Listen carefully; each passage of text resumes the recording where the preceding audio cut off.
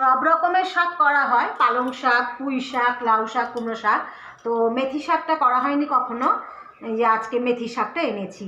ছেলে বলল দই দিয়ে কি যেন একটা বানাবে, কীরমভাবে জানি না। তো আমি এই যে এনেছে, ও নিজেই এনেছে, আমি কেটে দিচ্ছি, একদম ঝুরঝুর করে কাটছি। মেথি শাক দেখো আমি একসাথে করে নিচ্ছি, এই যে ডাঁটিগুলো একসাথে করে নিলাম, তাতে আমার কাটতে সুবিধা হবে। মেথি শাক ধুয়ে নিলাম,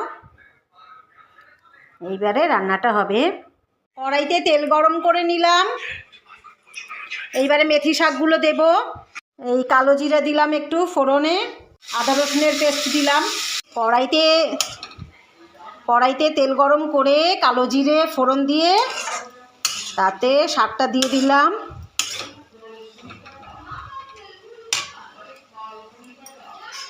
এই যে নুন, হলুদ,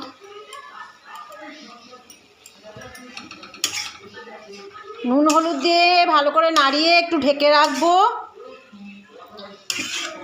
যদিও এটা ছেলে করবে বলছে, কি দই এনেছে সেই জন্য আমি জাস্ট ওকে গ্যাসের সামনে আসতে দিচ্ছি না, তাই আমি করে দিচ্ছি। কিন্তু রেসিপিটা ওর। জীবনে শাকে আদা রসুন পেস্ট দেয় কি না জানি না। হ্যাঁ, আদা রসুন পেস্টের কথা বলতে ভুলে গেছি। তেলে কালো জিরে ফোড়নের পর আদা রসুন পেস্ট দিয়েছি। দেখি ছেলের রেসিপি কেমন হয়। নিশ্চয়ই ভালো হবে, দই টই যখন একটু ইউনিক।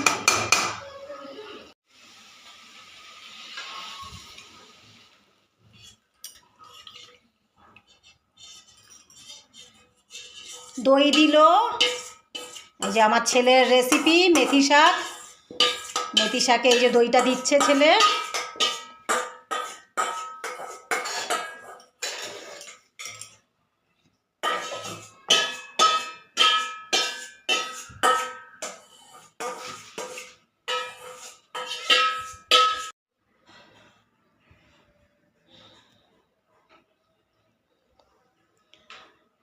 দেখি, এরকম তো কোনো সময় রান্না করিনি। ছেলের একটা নতুন রেসিপি। ছেলে 400 গ্রামের দই এনেছিল, তাতে একটু জল মিশিয়েছে।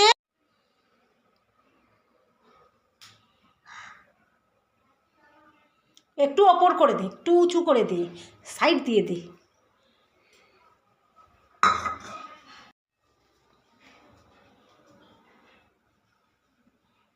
এগুলো পুরোপুরি কাটা হয়নি।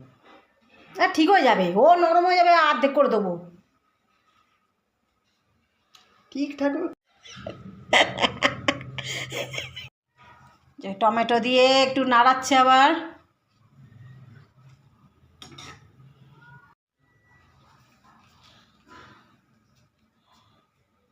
উঁচু উঁচু করে, এই মানে সাইড দিয়ে যায়, এইরকম সাইড করে দিবি সব সময়।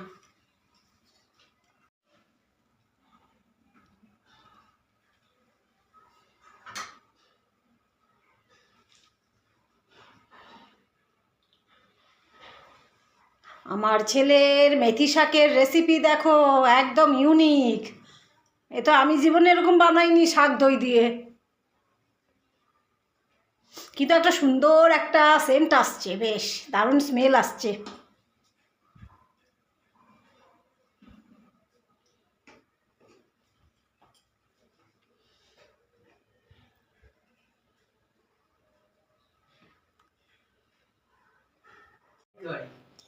এটার নাম হলো মেথি দহি কারি। হ্যাঁ, মেথি দহি কারি। তো ছেলে এতে দই, টমেটো দিল, টমেটো কুচি, আর যে এই মির্চ, শিমলা মির্চ, তাই তো, বড় বড় যে মির্চগুলো, এই যে মির্চ দিয়েছে। এবারে ঢেকে রাখতে বললো 10 মিনিটের জন্য। একটু কাঁচা লঙ্কা দিয়ে দিই, কারণ এই মোটা লঙ্কাগুলো তো ঝাল হয় না। এই যে কটা কাঁচা লঙ্কা দিয়ে দিচ্ছি। ছেলে বলেছে লঙ্কা, এই কাঁচা লঙ্কা দাও, তাহলে একটু ঝাল ঝাল হবে। আমি তো ওই কুমড়ো শাক, লাউ শাক, পুঁই শাক, পালং শাক এগুলিই করি। তো এই মেথি শাকটা কখনো করা হয়নি, এই প্রথম করছি। মানে ছেলের রেসিপি, ছেলে বলল, ছেলেই এনেছে মেথি শাকটা। মেথি শাক, দই, ওই সব এনেছে। এই ঘন হয়ে এসেছে, এইবারে একটু ফোড়ন দিতে হবে। এবারে ছেলে ফোড়ন দিচ্ছে ইন্ডাকশানে। আচ্ছা, ঘি দিয়ে দিয়েছে প্যানেতে, তারপরে সর্ষে, কালো সর্ষে আর লঙ্কা কুচি দিয়েছে। আর এবারে আমি একটু পেঁয়াজ দিলাম। আর লাগবে না, ঘি দিয়েছিস তো না? হবে, আর তো ভালো করে লালচে করে ভাজতে হবে তো। গুঁড়ো লঙ্কা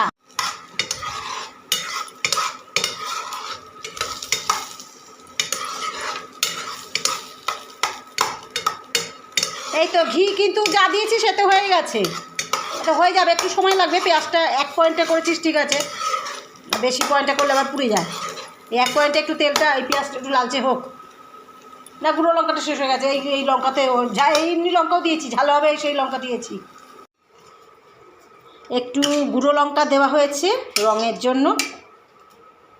এবারে এটা ঢেলে দিতে হবে তরকারির মধ্যে, শাকের মধ্যে। ছেলে দহি মেথি বানাচ্ছে, আমি এদিকে ডিমের তরকারিটা করে নিই। এবারে এটা ঢেলে দিতে হবে তরকারির মধ্যে, শাকের মধ্যে। এই ফোড়ন দিচ্ছে ঘিতে, কালো সর্ষে দিয়েছে, শুকনো লঙ্কা দিয়েছে আর পেঁয়াজ দিয়েছে, পেঁয়াজ কুচি।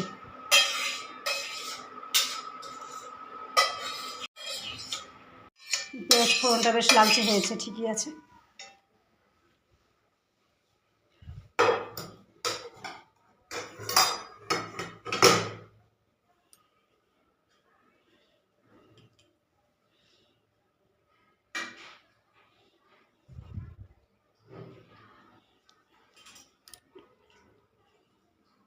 কি দেবো আর? লাল গুঁড়ো লঙ্কা শেষ হয়ে গেছে না? ধনে জিরে গুঁড়ো দিচ্ছে।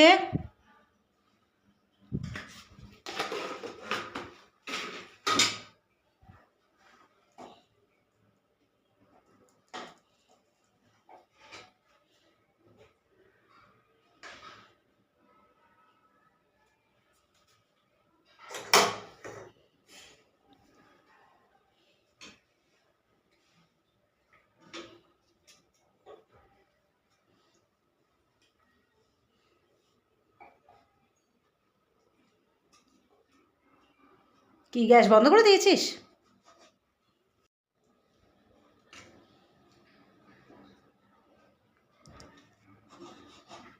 দহি মেথি কারি, এই যে আমার ছেলের রেসিপি বানাচ্ছে। আমি দই দিয়ে কখনো শাক করিনি, দেখি আজকে কেমন হয়। ঢাকা দিয়ে কমপ্লিট হয়ে গেছে? কমপ্লিট, ছেলে বললো কমপ্লিট হয়ে গেছে শাকটা। কি দারুণ কালার এসছে আমার ছেলের মেথি দহি কারি। কাঁচা লঙ্কা, শুকনো লঙ্কা লাস্টে বেটে দেওয়া হয়েছে হাতার পেছন দিক দিয়ে। ব্যাস কমপ্লিট। একটা ইউনিক রেসিপি করলো ছেলে, দহি কারি মেথি। দেখি কেমন হয়, আমি তো মেথি কখনো আনি না, মেথি শাক। এবারে খেতে হবে দই দিয়ে শাক, এই প্রথম খাবো দই দিয়ে।